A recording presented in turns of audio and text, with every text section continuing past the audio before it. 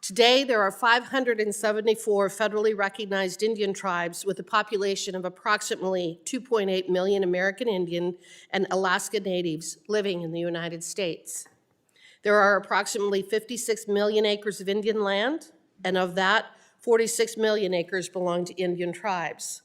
And an additional approximately 44 million acres of land in Alaska are owned in fee simple by Alaska Native corporations under unique terms established by Congress to settle Aboriginal land claims in Alaska. Although tribes are sovereign governments, some suffer health, social, and economic disparities, as well as higher poverty rates in comparison to other non-Native communities.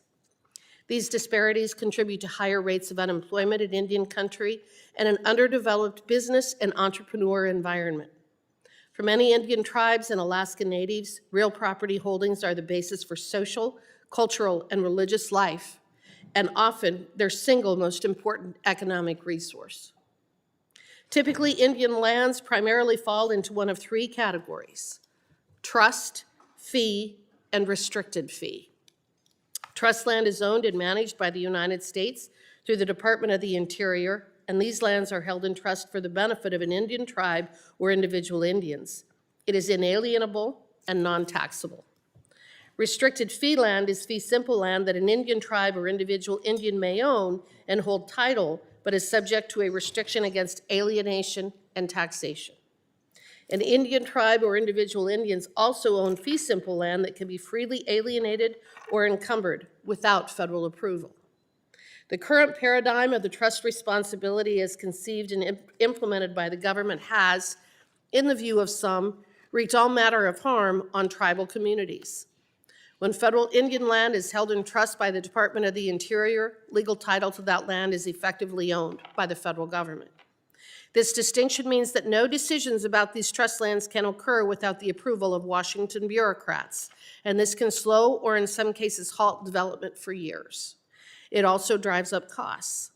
While some statutes, like the Long-Term Leasing Act, have enabled some tribes to lease their land for longer terms, many tribes still face the effects of the Non-Intercourse Act, which limits their ability to buy, lease, or sell land for economic development purposes.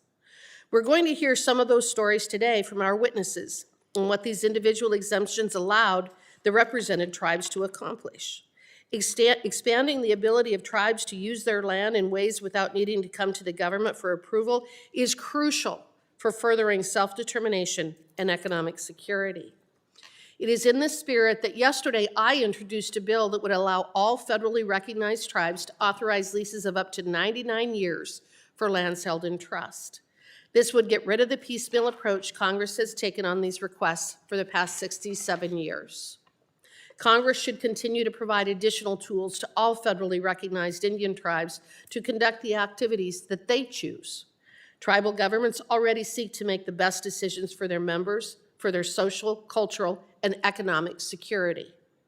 We should ensure that Indian lands, whether owned in fee, owned in restricted fee, or held in trust for the benefit of the tribes, are able to be used as the tribes want to use them. I look forward to today's discussion and how Congress can remove onerous restrictions on Indian lands, including trust lands, so that the tribes can unlock economic potential and diversify their business and economic interests. The chair now recognizes the ranking minority member for his statement.